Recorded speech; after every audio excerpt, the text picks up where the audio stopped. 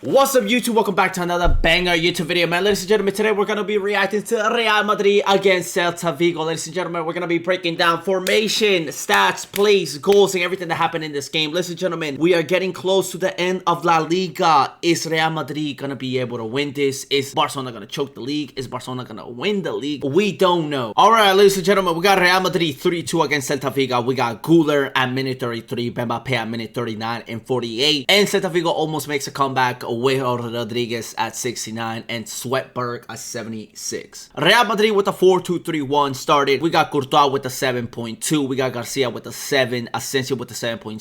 Tichemi was the worst player in the whole game for the Real Madrid squad with a 6.9. Vasquez with a 7.6 and assist. I am 90% sure that Lucas Vasquez will not be playing in that Real Madrid next season. I don't know where he's going to go. Comment down below, where do you guys think Lucas Vasquez should go? I don't know how old he is. Lucas Vasquez, 33 years old. Okay, he should either go to MLS or retirement. I think he hit that age where he's not gonna go to a top team anymore. He's also a fullback. For a fullback, you gotta be a little young, you know what I mean? You gotta be 30, 31 max to play as a fullback. He's already 33. He's not gonna be playing center back. Let's say Ramos, I believe he's like 5'3". I think Real Madrid should do a crazy good tribute to him, but GG's Lucas Vasquez. We got Ceballos and Valverde City, and Valverde with the 7.3, Ceballos with the 7.2. Now we got Vini with the 7.7, Bellingham with the 7.9. Everybody so far has had a great ratings and had a good game except Tichemi. Bellingham with the 7.9 with a yellow card and an assist. And Güler, I don't know how Güler's not player of the match. Mbappé got a 9.1 getting player of the match with 2 goals, a brace. But Güler got an 8.9. Second best player in the Real Madrid squad against Celta Vigo with the 8.9 assist and goal. You guys gotta remember, Güler is not even active.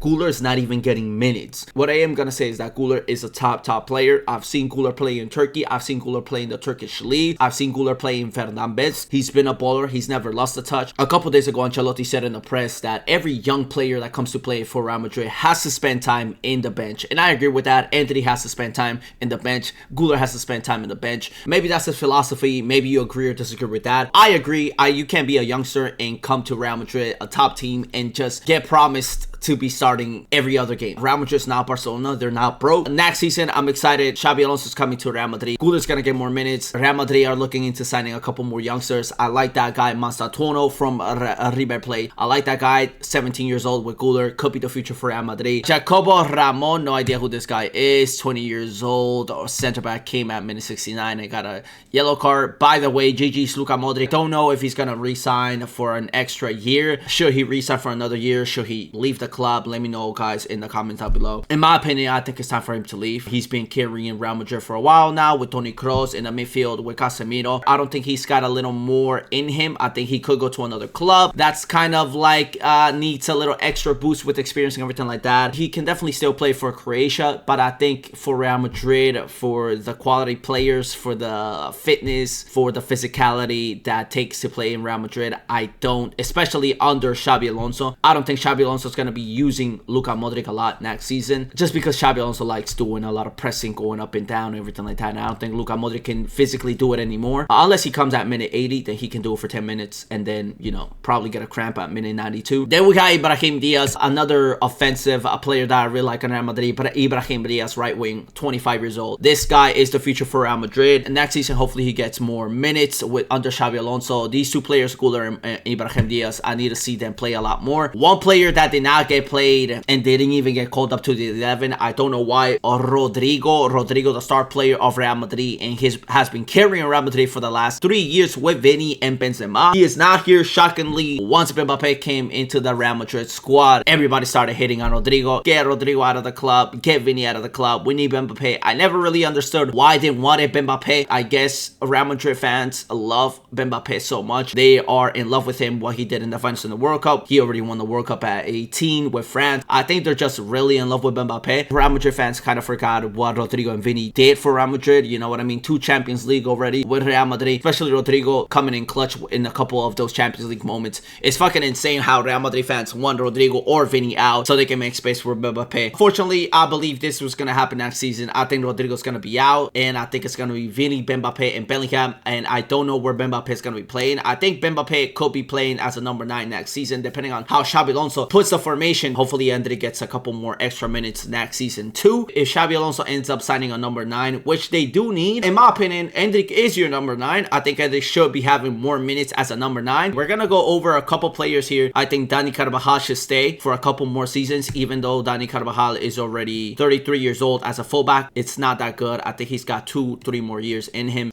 We got Eder Militao. I think Eder Militao should stay. I think Alaba should leave. I think Mendy should leave, even though he has potential. Mendy's 23 years old. I mean, this guy's a youngster. This guy's younger than Alexander Trent. The thing is, he's got too many injuries. I think they should sell Mendy. I think Jesus Vallejo, they should sell him. By the way, guys, breaking news. Alexander Trent just got signed to Real Madrid. Trent Alexander-Arnold has verbally agreed to a 5-year contract with Real Madrid. According to reports, the move is unexpected to be finalized soon, with Alexander Trent leaving the Liverpool at the end of the season after a 20-year association with the club. Real Madrid reportedly offer a significant 5 bonus payment as a signing fee. So they're going to be paying Alexander Trent a bonus. I mean, it always happens. Alexander Trent is 25 years old right now. He's going to stay in Real Madrid until he's 30 years old, guys. I'm pretty sure this is going to be the last club Alexander Trent is going to play for. Is he going to win trophies with Real Madrid? Is he going to end up becoming a Real Madrid legend? I don't think so. I think he could have been a Liverpool legend. He was in Liverpool for the last 20 years of his life. I think he should have stayed in Liverpool, fighting for every single trophy. Liverpool's playing in the best, most competitive league in the world. They just won their 20th Premier League, equalizing Manchester United. They're fighting in the Champions League. They did pretty decent in the Champions League. They got a new coach with new ideas who just won the Premier League. He's doing pretty good. They're bringing in some new players. Alexander Trent did say that he wants a new challenge. I think that's the main reason why he left, because he already won everything with Liverpool and he wanted a new challenge. Behind every single player in the world, I think everybody wants to play for Real Madrid. Real Madrid is the biggest club in the history of football. I think every single player before they retire won to wear the Real Madrid kit.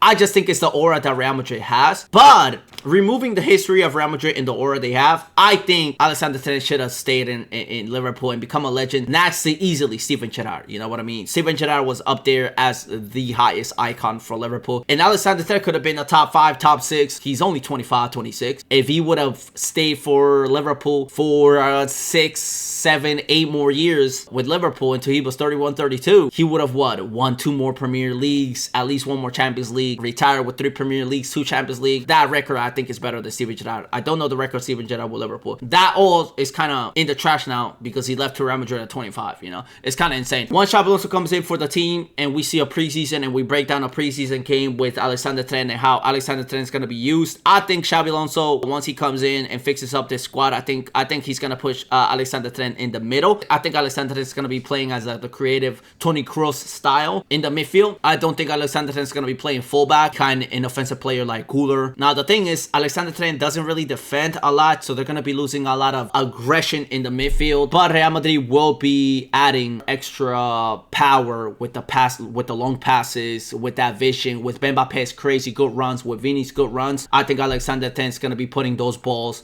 easily to them on the feed for them to score. You know what I mean? You know, there's some negatives and positives about Alexander Trent coming into this Real Madrid squad. No more yapping, guys. Let's get into this game. Real Madrid against Celta Vigo with a 3-2. And let me know in the comments down below what you guys think about Alexander Trent. What a fucking banger this is by Güler, guys. Look at this. Look at this. Lucas Vazquez, they got a 1-2 here. Does a little fakey Güler here. Really nice on taking that opponent there. It's kind of like the same goal that Anthony scored with the Real Betis, even though Anthony's goal was like right here. It's way harder than that, but it's kind of like the same angle there. And it's just impossible. Great power into that shot by Güler. And it's just a banger, man. Hopefully we see Güler do this next season when he gets more minutes, now that Luka Modric's going to be leaving. Before Güler shoots, Güler looks at the angle that's open and he decisively puts it there. That right there showing so much potential, right? This shot right here is not luck. This goal here, it's not luck. It's him knowing that the space is there. This guy knows that the right post is open and he just bangs it in there. It's a beautiful shot. I don't know what the Celta Vigo defense was doing here. I don't understand this. I think they were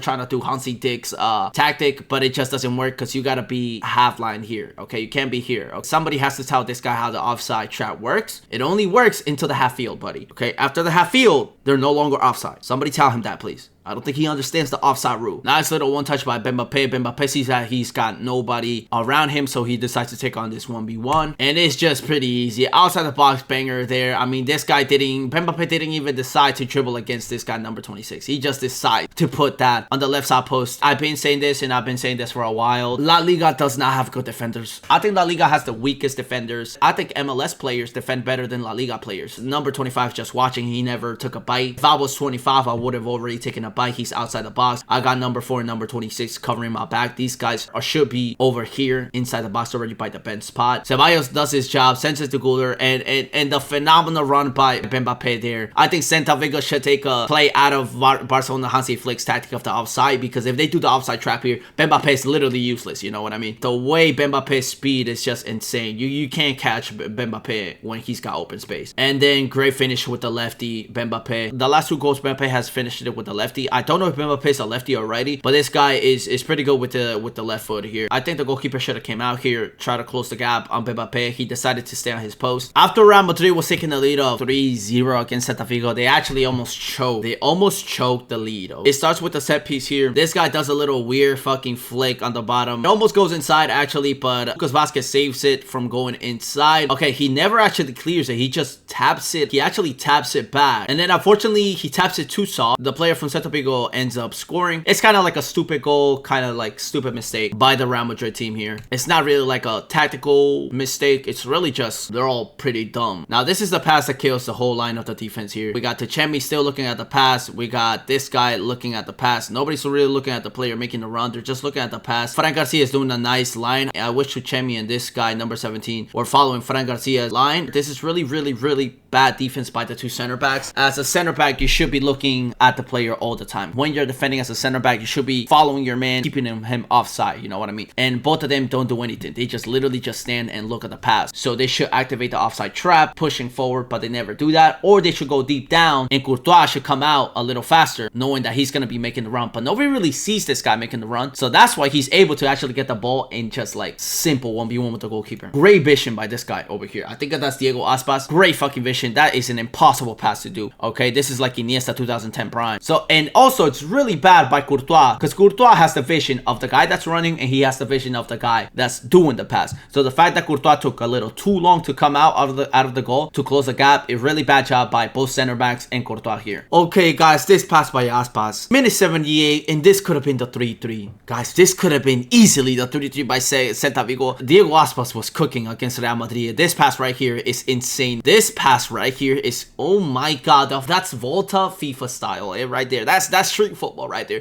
I don't know where Diego Aspas learned that, but it was not in Spain. I think Diego Aspas took a vacation to Brazil last summer. Asensio should be doing 2 things, okay? Really bad job again by the 2 center backs, okay? Asensio and Tuchemi. Tuchemi should be following the run, and Asensio should be biting Aspas as fast as possible. As fast as possible. Don't look at Aspas, bite. If you don't bite Aspas, then you make the run with Tuchemi and follow this guy. For anybody saying Asensio had no time to react, he already had time to react, because the ball's already out of the feet of the midfielder from Celta Vigo, and Asensio should already be on this guy. This is what makes the difference between a good defender and a great defender. This guy should be already on him. I mean, Tuchemi's looking like Sergio Ramos at Monterrey. You know what I mean? This pace by Tuchemi is insane. You know what I mean? Look at Tuchemi. Look at Tuchemi. This pace by Tuchemi. Tuchemi looking like a retired MLS defender. I don't know who's faster, Tuchemi or Luis Suarez right now. I mean, Luis Suarez got 2 fucked up knees. The fact that Tuchemi can't get this is insane. So Tuchemi finally gets caught up to the player, but he's already inside the box, loading his shot. Luckily, Courtois was able to save this. It almost goes in, you know. Big shout out to Courtois. Courtois did a good job there. This right here was the 3-3 under 20 minutes. Appreciate you guys watching. That's the end of the reaction, the breakdown of this game, guys. We're gonna be doing some Champions League predictions. It's gonna be up on the TikTok. Make sure to follow that, or on the Instagram if you guys want to see that. And I'll see you guys on the next video. Take care.